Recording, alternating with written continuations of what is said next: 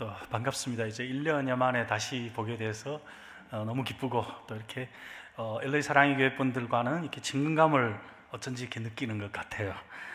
우리가 이 세상에서 살면서 가장 행복하고 영광스러운 것은 하나님께 높임받는 삶입니다. 사람에게 높임받는 것도 중요하지만 그보다 훨씬 더 영광스러운 것, 하나님께 높임받는 것입니다.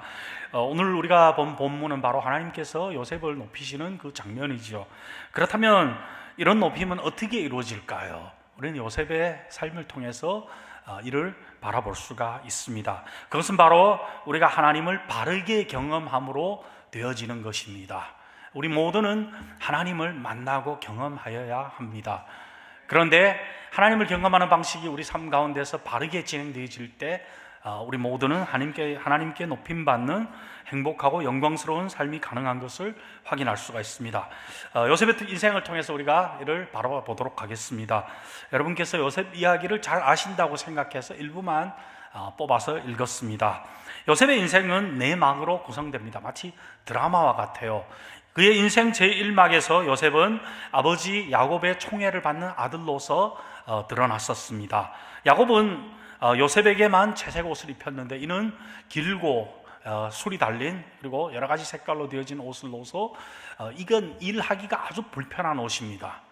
어떤 옷들은 일부러 일하기가 불편한 옷을 입힘으로 인해서 이 사람은 특별한 사람이다, 일할 필요가 없다라고 하는 것을 보여주는데 이는 요셉이 장차 야곱을 계승하여서 장자가 될 표식이었었습니다. 그래서 요셉의 형제들은 이걸 다 알아보고 또 이로 인해서 그를 향한 질투와 분노를 불태웠습니다. 형제들 때문에 그는 결국 애굽으로 팔려가게 됩니다. 그러나 하나님께서는 요셉을 이스라엘의 장자로 세워주셨을 뿐만 아니라 그를 애굽 이스라엘의 구원자로 세워주셨고 그를 통해서 이스라엘 백성을 기근 가운데서 구원하는 것을 우리는 나중에 볼 수가 있습니다. 그리고 요셉의 인생 제2막은 애굽의 시위대장 보디발의 노예로서 시작합니다. 완전히 낯선 환경에 던져지게 되었었습니다. 그러나 하나님께서 요셉과 함께 하시는 것을 볼 수 있습니다. 하나님의 은총이 그에게 임하는 것을 우리는 볼 수 있습니다. 이를 통해서 우리가 확인하는 것, 신앙은 우리를 이 세상의 풍랑에서 면제시켜주는 것이 아닙니다. 우리가 예수를 믿으면 다른 사람들이 다 비를 맞을 때 우리만 안 맞는 것이 아닙니다. 우리가 예수를 믿으면 다른 사람들이 바람을 맞을 때 안 맞는 것이 아닙니다. 신앙은 우리로 하여금 이 세상의 풍랑을 면제시키는 것이 아니라 우리를 견고하게 하고 우리에게 지혜를 주셔서 이를 이기게 하는 것입니다. 그래서 저는 여러분들께서 어떤 상황을 만나든지 그 가운데서 예수 그리스도의 신앙으로 인해서 하나님께 경고케 되고 하나님으로 인해서 지혜로운, 그래서 승리하는 인생 되기를 소원합니다. 요셉은 그리하여서 보디발의 인정과 중시를 받게 되어서 보통의 노예가 아니라 그의 가산을 총괄하는 총무가 되었었습니다. 결과적으로 요셉을 통해서 하나님께서 또 이 보디발의 가문에 복을 주는 것을 우리는 볼 수가 있습니다. 이와 같이 하나님의 사람은 어떤 상황, 어떤 환경 속에 있든지 주위 사람들을 이롭게 합니다. 여러분, 은총을 받은 사람의 특징이 이것입니다. 다른 사람에게 짐이 되는 것이 아니라 다른 사람에게 복을 가져다 주는 것입니다. 그리고 여러분, 그런 사람들을 가까이 하게 되면 우리에게 또 하나님이 은총이 임하는 것을 볼 수가 있습니다. 보디발의 아내가 요셉을 유혹하려다가 실패하자 도리어 그를 모함했습니다. 이로 인해서 요셉은 감옥에 갇히게 되었고 거기에서 인생의 제3막을 맞이하게 됩니다. 이어지는 두 관원 이야기에서 보시겠지만 고대 세계에서 감옥은 형을 받아서 형을 사는 장소가 아니었었습니다.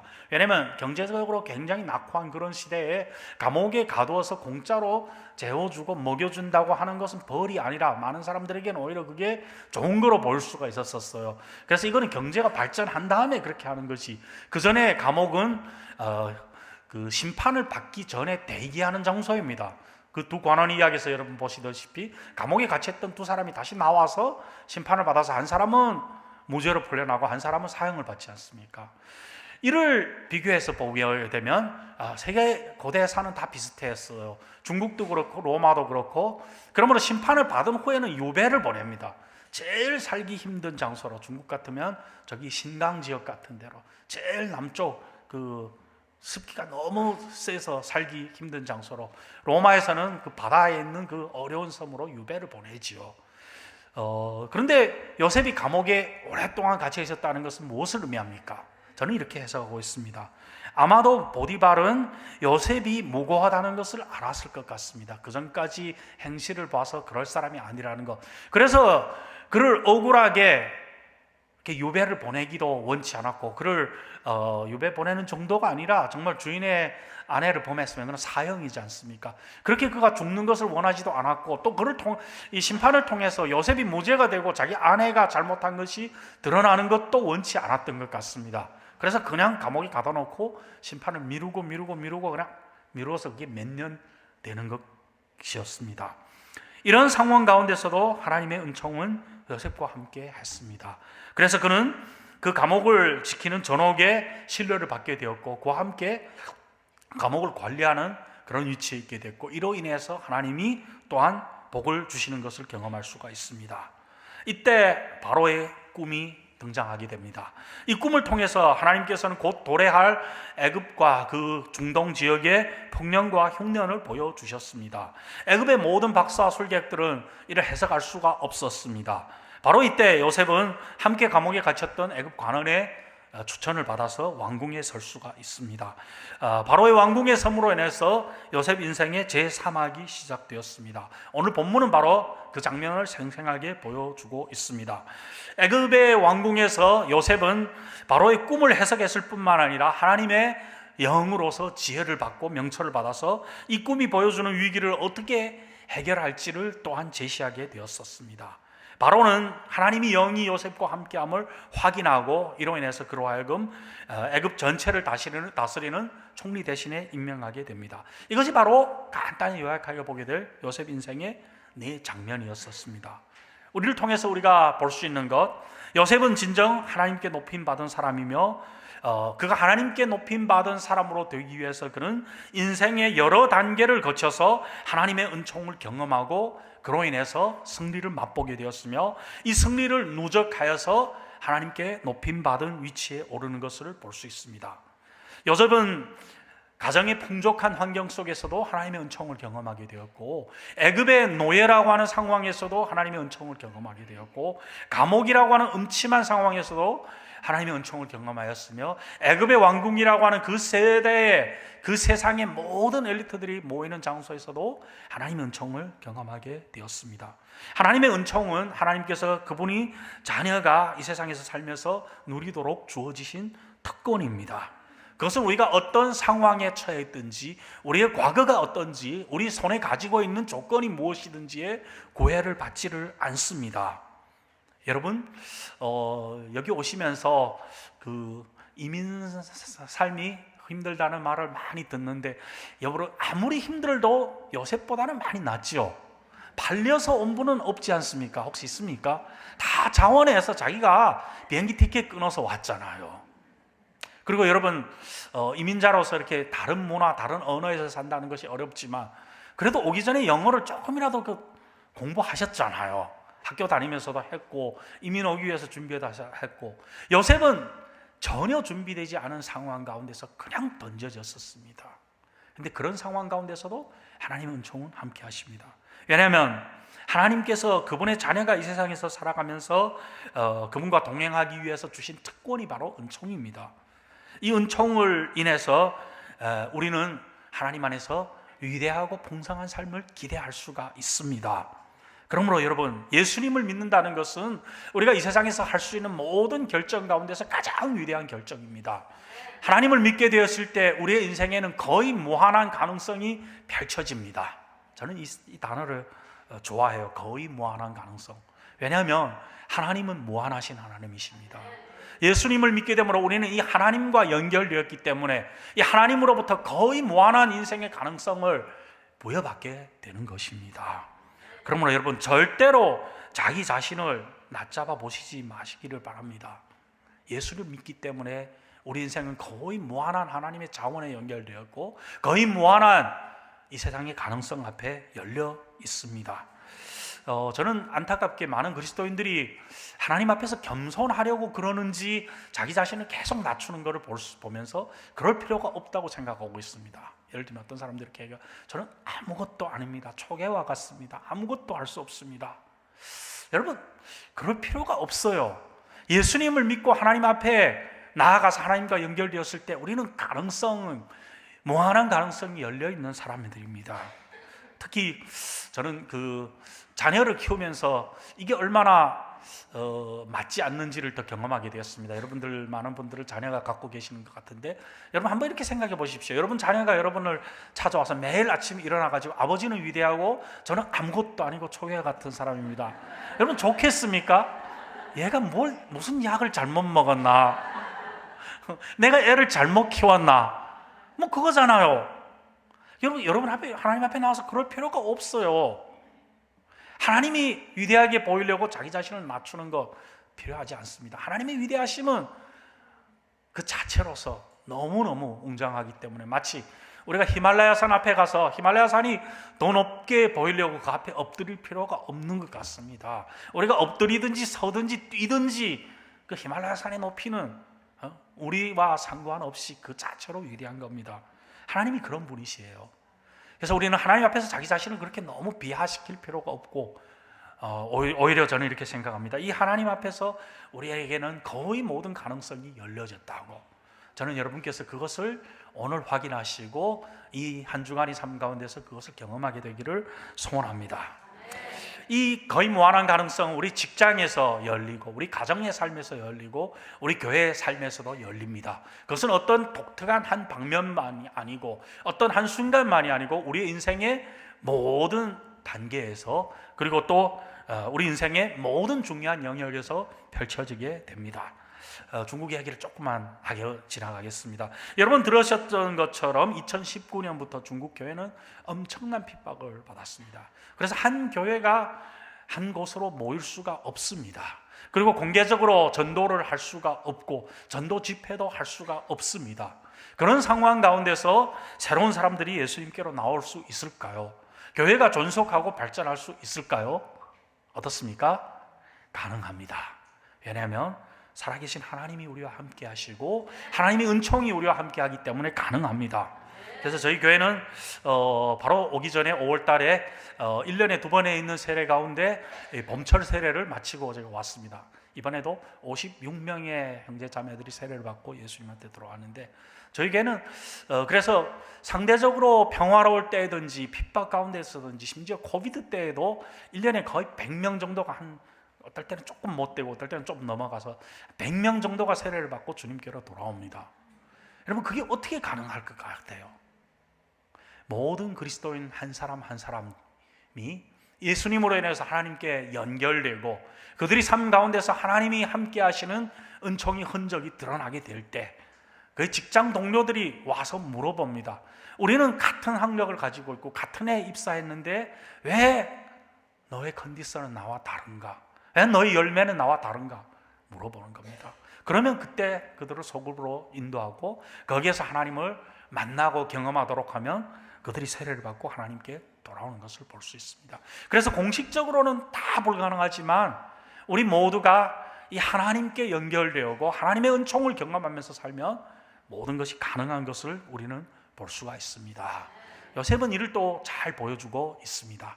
하나님의 은총은 그가 가정에서 사랑받는 아들로 살 때만 드러나는 것이 아니고, 감옥에서도, 보디발의 가정에서도, 심지어 전 세계 엘리트들이 모여있는 애굽의 왕궁에서도 드러나고, 그것이 드러날 때 모든 사람은 하나님이, 살아계신 하나님이 와 함께 한다는 것을 확인하게 되고, 또 그로 인해서 이 살아계신 하나님이 함께 하심으로 인해서 그 안에 청명과 명철이 있는 것을 확인하게 됩니다.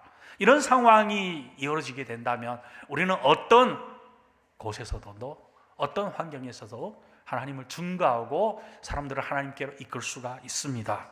그리고 저희 교회는 이런 방식을 통해서 계속해서 전도를 해 나가고 있고, 큰 교회로 모이지 못하지만 저희는 한 100여 명 성인들이 한 채플로 해서 나눠서 모이는데, 그러고 보니까 오히려 더 좋은 거예요. 한 장소에서 모이게 될 때는 보통 한 10여 킬로 밖에서 오는 사람들이 좀 먼 사람들이잖아요. 20킬로면 거의 제일 먼 사람들인데 여러 채플로 나뉘니까 사람들이 우리 교회가 북경 어디에 있는가 하면, 이전에는 어디 있다고 하면 너무 멀어서 못 오겠다 하던 사람들이 이제 어디에 있는가 물어보면 북경 어디나 다 있습니다 하면 그냥 오기가 편한 거예요.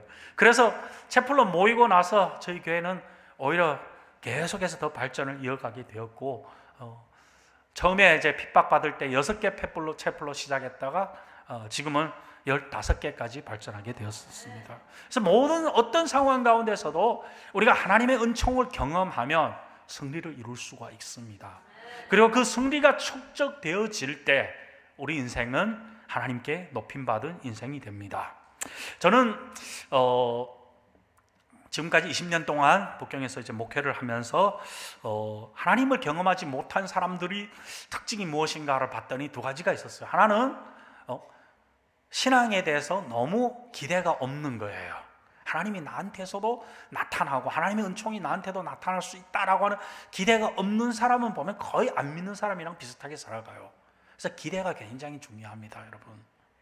오늘 이 시간을 통해서 여러분, 하나님이 은총이 임하리라고 하는 기대를 다시 불태울 수 있기를 바랍니다.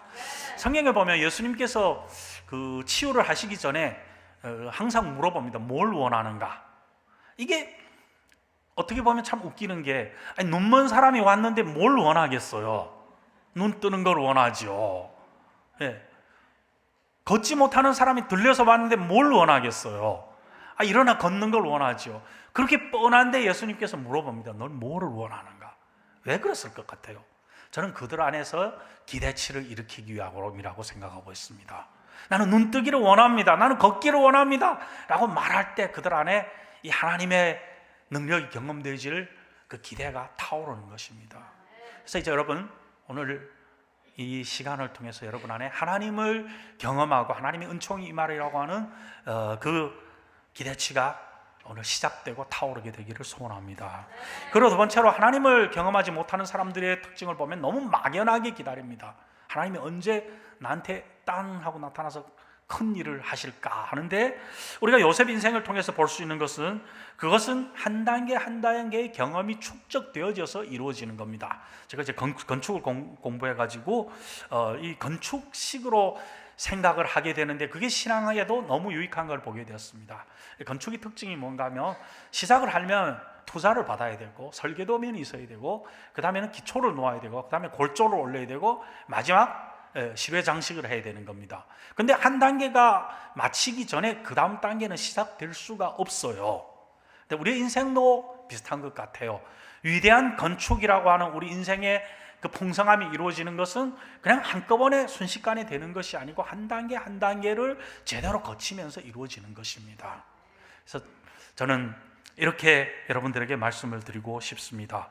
무작정 하나님께서 큰 일을 하시기를 기다리지 말고, 매 단계 하나님을 확실하게 경험하고, 그로 인해서 승리를 이루며 그 승리가 축적되어질 때 하나님 안에서 우리는 그 높임받는 영광에 이르게 되는 것입니다. 제가 지금까지 자녀를 키우면서 한 가지를 이렇게 경험한 것 가운데 있는 것이 있는데, 제가 제 아들을 축복하면서 항상 이렇게 기도합니다. 인생의 모든 단계에서 요셉의 복을 경험하게 해 주십시오 했더니 하나님께서 그렇게 역사를 하시는 것을 볼 수가 있었습니다. 근데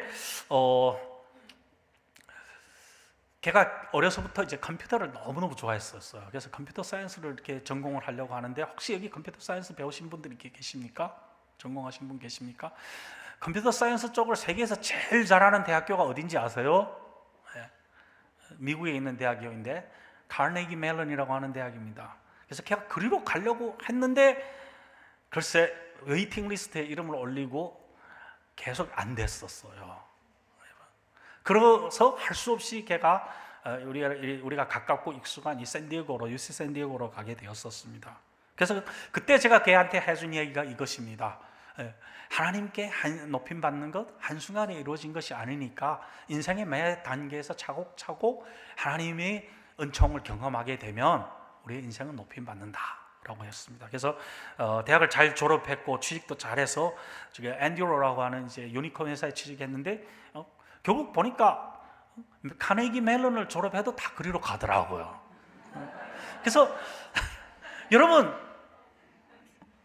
한꺼번에 모든 걸 잡으려고 하지 마시고 한 단계 한 단계 하나님을 경험하셔서 거기에서 하나님이 주시는 은총을 경험하고 그것이 축적되어질 때 우리 인생은 하나님 앞에 높임을 받을 수가 있습니다. 요셉을 통해서 이를 우리는 확인할 수가 있습니다. 그렇다면 한 단계 한 단계 매 단계 하나님을 은총을 경험한다는 것은 구체적으로 어떤 특징을 가지고 있을까요? 우리가 요셉의 인생을 통해서 더 볼 수가 있습니다. 그는 인생의 매 단계에서 가장 중요한 인물의 인정을 받았습니다. 집에서 아버지의 인정을 받았습니다. 형제들은 싫어했지만 아버지는 인정을 했었습니다. 또 보디발의 집에서 그는 주인인 보디발의 인정을 받았습니다. 감옥에서 그는 감옥을 관리하는 전옥의 중시를 받게 됩니다. 애굽의 왕궁에서는 바로로부터 인정을 받게 되는 것입니다. 여러분 한 가지 기억하시기를 바랍니다. 하나님께 인정받는 것과 사람에게 인정받는 것은 모순되지를 않습니다. 더 나아가서 저는 하나님께 은총을 받는 한 가지 방식이 바로 매 단계 우리 인생의 가장 중요한 그 사람의 인정과 중시를 받는 것이라고 생각하고 있습니다. 이것이 바로 요셉 인생의 특징입니다. 여러분 현재 여러분 인생 단계에서 가장 중요한 사람이 누구입니까? 어떤 사람들에게는 그것이 자기 아내나 남편이 될 수가 있습니다. 가정의 문제를 풀어야 돼요. 어떤 사람들에게는 심지어 그것이 자녀가 될 수가 있습니다. 혹시 청소년 자녀를 가지신 분 계십니까? 여러분 청소년 자녀의 인정을 받는다는 게 정말 어렵습니다. 근데 여러분 이 시대에 청소년 자녀의 인생의 인정을 못 받고 그를 인재로 키울 가능성은 없습니다. 이전에 여러분 잘하실 때, 제가 잘할 때만 해도 그렇죠. 뭐 아버지는 그냥 세워주고 먹여만 주면 권위가 세워지는데 요즘은 안 됩니다. 요즘 애들은 청소년만 되면 뭐 아빠 아는 거 없다라고 하고 뭐 많이 틀렸다라고 다 그러잖아요. 네. 그래서 요즘에는 세계 어디 가보나 다 그래요. 청소년들은 왜 요즘 애들은 순종을 안 하는가? 우리 어릴 때는 순종을 잘했고 순종 안 하면 한 대 치면 다 됐는데 요즘에는 한 대 쳤다는 큰일 납니다. 그렇죠? 그러니까 정말 걔한테 존중을 받고 인정을 받는 거, 자녀를 키우기 위해서 굉장히 중요합니다. 또 어떤 분들에게 그것은 직장의 상사가 될 수가 있습니다. 현재 이 직장에서 문제를 풀어가야 되는 그런 분들에게, 어떤 분들에게 그것은 나하고 거래처가 되는 가장 중요한 그 바이어가 될 수도 있습니다. 여러분 현재 이 단계에서 가장 중요한 인정을 받아야 할 그 사람이 누굽니까? 여러분 이렇게 기도하시기를 바랍니다. 하나님의 은총이 저에게 임할 때 저로 하여금 가장 중요하게 이 순간 저에게 가장 중요한 그 사람의 인정과 그 사람의 인정과 그 사람으로부터 오는 사랑을 받게 하여 주시옵소서. 이렇게 기도하시기를 바랍니다. 그것이 이루어집니다. 제가 그것을 또한 지난 몇 년 동안 저희 아이에게 가르쳤고 걔가 그렇게 기도했더니 고등학교에서도 대학에서도 정말 중요한 사람들로부터 인정받는 것을 볼 수가 있게 되었습니다. 우리가 하나님을 경험하는 방식 첫 번째가 이겁니다. 매 단계마다 가장 중요한 그 사람의 인정을 받는 것. 여러분 혹시 여기 미혼인 분들 계십니까? 미혼은 보통 어디 몇 부에 오시나요? 네. 혹시 미혼 자녀를 가지고 계신 분 계십니까? 좀 많이 계실 것 같은데, 예. 저희 교회도 미혼 청년들이 되게 많습니다. 저희 교회는. 예. 그래서 미혼 청년들이 저한테 물어보는, 어떨 때 이렇게 물어보면 어떻게 남자나 여자들은 어떤 사람을 좋아하고 어떻게 하면 결혼을 받는가 하면 저는 그건 정말 쓸모없는 질문이라고 생각합니다. 여러분 이 세상 80억 인구가 있고 결혼을 하기 위해서 여러분 자기와 반대되는 성별의 40억의 인정을 받아야 될 필요가 없습니다. 딱 한 사람 인정만 받으면 되는 거예요. 그렇죠? 결혼하기 위해서 모든 남자들에게 모든 여자들에게 잘 보일 필요가 없어요. 딱 한 사람한테만 잘 보이면 되는 겁니다. 그거를 찾아가는 거예요. 너무 막연하게 찾아가는 것이 아니고 바로 중요한 그 사람한테. 그리고 요셉이 하나님의 은총을 경험하는 방식 두 번째는 바로 모든 자리에서 가장 결정적인 능력을 하나님으로부터 부여받았다는 것입니다. 그는 아버지의 사랑받는 아들로서 그 역할을 감당했었습니다. 또 보디발의 가문에서 그는 그 가문을 경영하는 청지기로서 하나님의 능력을 경험받았습니다. 공급받았습니다. 또 감옥에서 그는 전옥을 돕는 위치에서, 또 바로의 왕궁에서, 특별히 오늘 본문에서 드러나는 것처럼 그는 하나님의 성령으로부터 오는 지혜와 명철함을 공급받았었습니다. 이것이 그가 하나님을 경험하게 되는 두 번째 방식입니다. 매 순간 그에게 가장 중요한 그 결정적인 능력이 하나님으로부터 임했다는 겁니다. 여러분, 이 세상에서 하나님의 자녀가 하나님을 증거하며 살기 위해서 능력이 필요합니다. 근데 여러분, 능력은 어떻게 임하는지 이것이 굉장히 중요합니다. 제가 사람들을 접촉해서 하면서 보니까 사람들은 능력에 대해서 이런 세 가지 생각을 가지고 있습니다. 첫 번째, 능력은 타고난다고 하는 겁니다. 그래서 어떤 사람들이 이렇게 하면, 나는 타고난 능력이 없어가지고 이 세상에서 아무리 노력해도 이번 인생은 그냥 끝이다, 이렇게 생각하는 사람이 있습니다. 여러분, 잘못됐습니다. 이거는 유교의 능력관입니다. 유교는 사람을 등급으로 나누고 각 등급에 해당되는 사람은 타고난 능력이 다르기 때문에 그것을 바꿀 생각을 말라라고 하는 게 유교입니다. 그래서 왕으로 태어날 사람, 귀족으로 태어날 사람, 평민으로 태어날 사람, 노예로 태어날 사람은 그 능력이 다 다르기 때문에 아마 그것을 뛰어넘을 생각하지 말라. 그래서 사회는 안정된다. 이게 유교입니다. 그래서 능력은 태어나고 있기 때문에 나는 어떤 사람이 될 것이 다 타고나서 아무리 어떻게 해도 쓸데가 없고 심지어 예수를 믿어도 쓸데가 없다고 생각하는 거, 이거 유교의 능력관이에요. 잘못된 겁니다. 그리고 어떤 사람들은 수련을 통해서 능력이 이루어진다고 생각하고 있습니다. 그래서 도사들을 보면 특히 산에 올라가서 10년씩 돌을 닦고 그 다음에 탁 나타나잖아요. 이것은 도교의 능력관입니다. 수련을 통해서 능력이 만들어진다고 하는 거. 그러면 성경의 능력관은 뭘까요? 유교의 능력관, 타고나는 것, 도교의 능력관, 수련을 통해서 이루어지는 것. 성경 능력관은 뭡니까? 성경의 능력관은, 우리의 능력은 하나님께로부터 부여받는다고 하는 것입니다. 성경에 보면 굉장히 중요한 장면이 하나 있는데, 예수님께서 제자들을 파송하면서 그들에게 두 가지를 시킵니다. 하나는 뭡니까? 하나님 나라의 복음을 전하라고 합니다. 하나님 나라가 임했다라고 하고 선포하라고 합니다. 그리고 두 번째로 그들에게 능력을 주십니다. 능력을 주시면서 병든 자를 고치고 또 귀신 들린 자를 자유케 하라고 하십니다. 여기서 우리가 보실 수 있는 것처럼 능력은 우리가 하나님의 파송을 받아서 사명의 터로 나아가게 될 때 하나님께서 우리에게 주시는 무기입니다. 마치 군인들이 전쟁터로 나아가게 되면 나라로부터 무기를 지급받죠. 여러분, 맨손으로 전쟁에 나가는 군인은 없습니다. 군인은 또한 자기 집 뒷마당에서 무기를 두들겨 만들어 가지고 나가지 않습니다. 나라로부터 받습니다. 그리고 나라로부터 받은 그 무기를 잘 사용하도록 훈련을 하고 그것을 사용하는 것이 군인의 임무입니다. 우리 그리스도인들도 마찬가지예요. 능력은 우리가 수련을 통해서 뒷마당에서 만들어가는 거 아닙니다. 타고나는 것도 아닙니다. 능력은 우리가 하나님께 사명을 부여받게 될 때 그 사명을 이루기 위해서 하나님께서 주시는 겁니다. 그래서 여러분, 나에게 필요한 능력이 무엇인지를 확인하시고 그 능력을 여러분 원하신다면 여러분의 삶을 하나님 나라의 사명과 연결시키시기를 바랍니다. 여러분의 직장을 하나님의 나라 사명과 연결시키시고, 여러분들의 가정의 삶을 하나님 나라의 사명과 연결시키고, 여러분의 교회 섬김을 하나님 나라의 사명과 연결시키실 때 저는 또한 여러분들에게 제자들과 마찬가지로 하나님이 능력이 임하여서 그것을 이룰 수 있게 해주시리라 확신합니다. 제 이야기를 조금만 해보겠습니다. 여러분, 잠깐 저를 만나서 이렇게 이제 이번이 두 번째인 것 같은데, 제가 어떤 사람인지를 아시겠습니까? 저는 타고 나면서 그냥 주위 사람들하고 거의 교류를 안 하고 머리를 숙여서 자기 생각만 골똘히 하는 그런 공부벌레였습니다.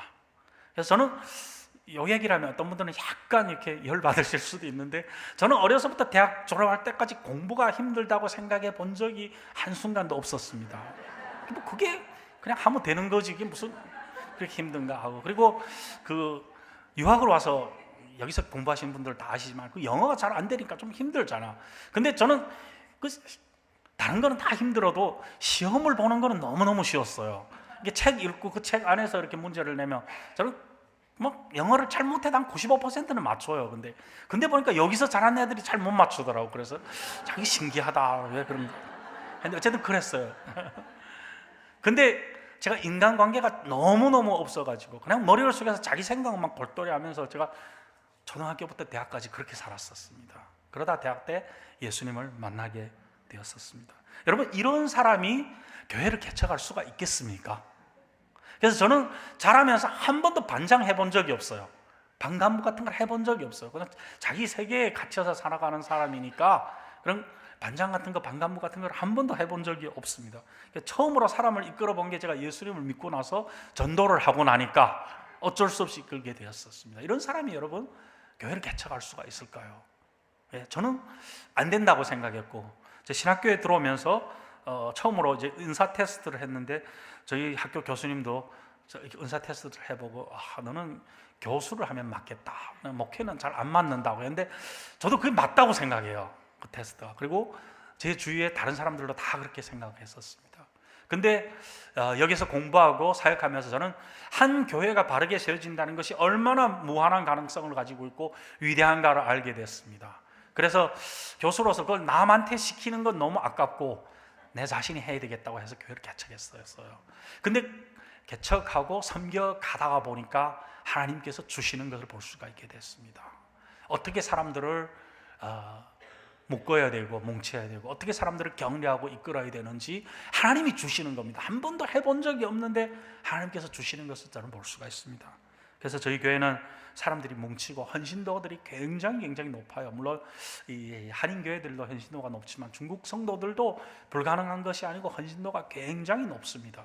그래서 저희는 평신도를 파송해서 개척하는 모델을 하고 있는데, 그래서 제가 말씀드린 것처럼 중국은 핍박 때문에 너무 크게 못 모이기 때문에 성인 한 100여 명이 한 채플로 모여서 우리는 예배를 드립니다. 그래서 넘어가면 100명 넘어가면 저희는 파송을 합니다.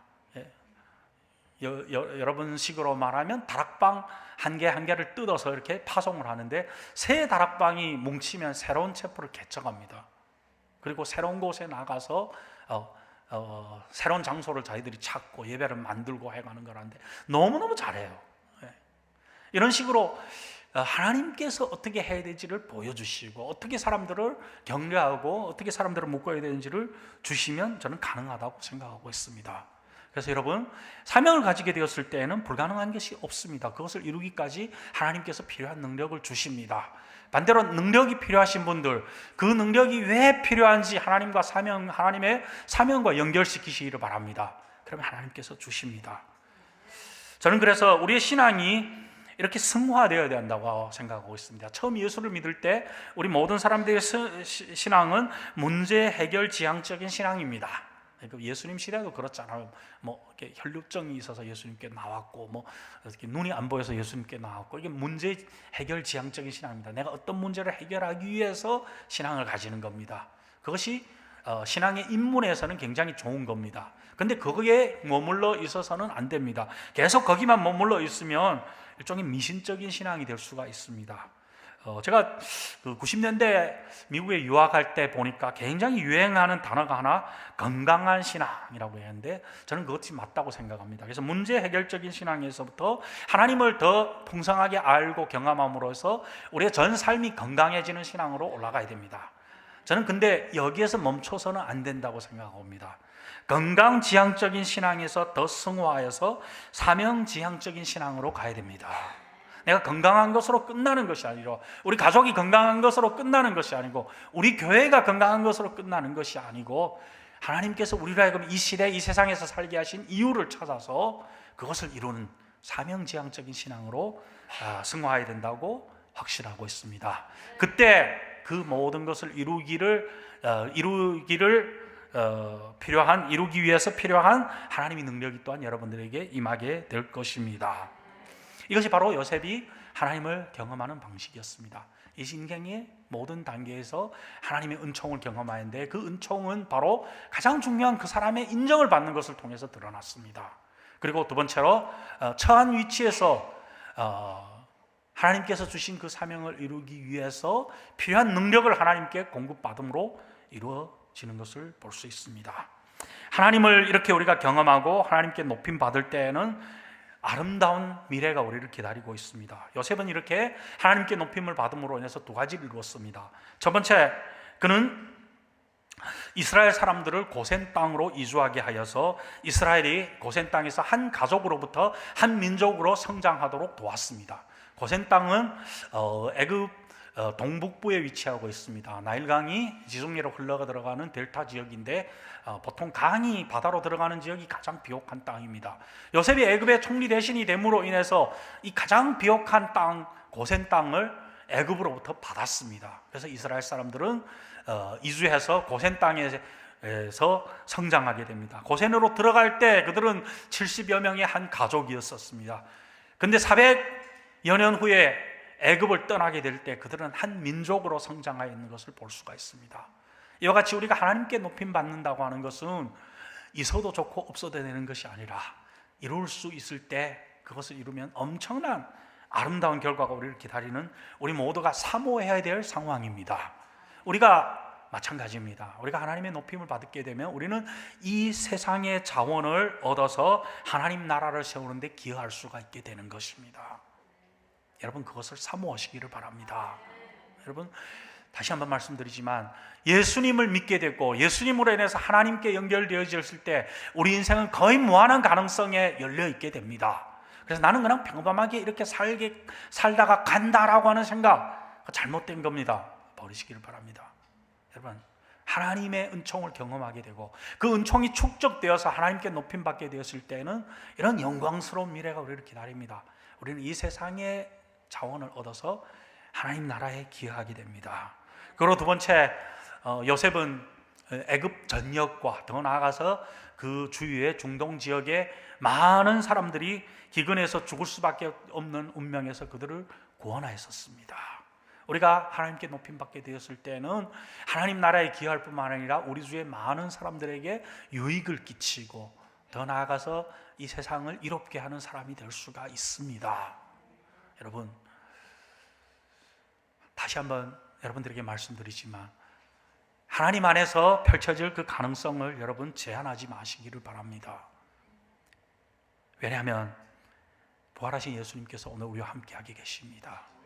그분이 함께하시면 복음의 능력은 과거뿐만 아니라 오늘 현재에도 우리 삶에 나타날 수가 있습니다.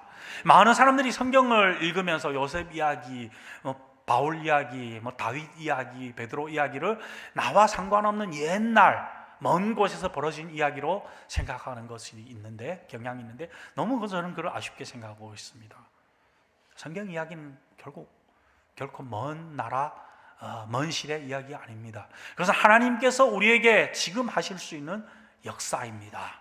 왜냐하면 예수님께서는 부활하시고 살아계시며 오늘 우리와 함께 하시기 때문입니다.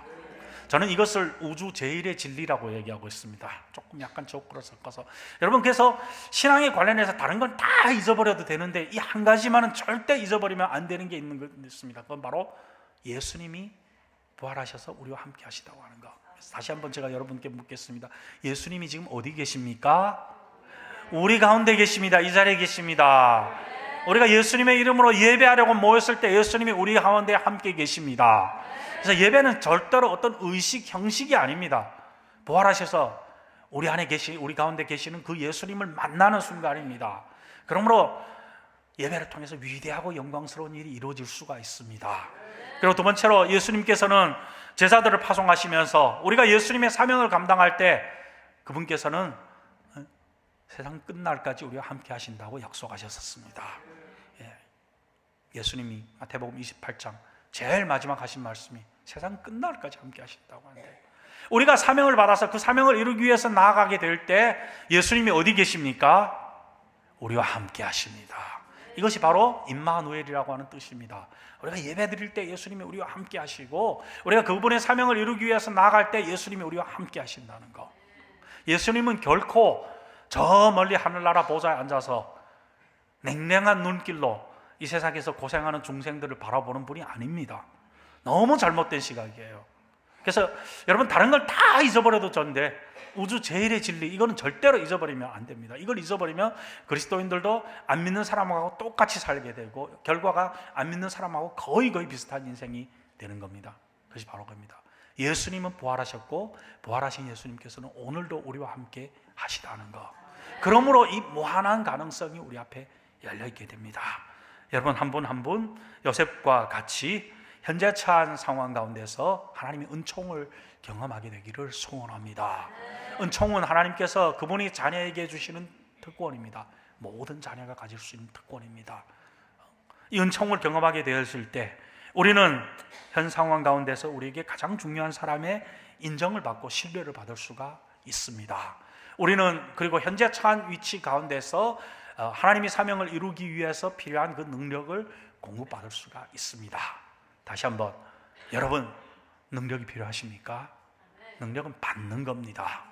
어떻게 받습니까? 사명을 받을 때 그 사명을 이루기 위해서 하나님께서 능력을 주십니다. 여러분 삶 가운데 이런 영광스러운 하나님께 높임받은 인생이 이루어지기를 간절히 소원합니다.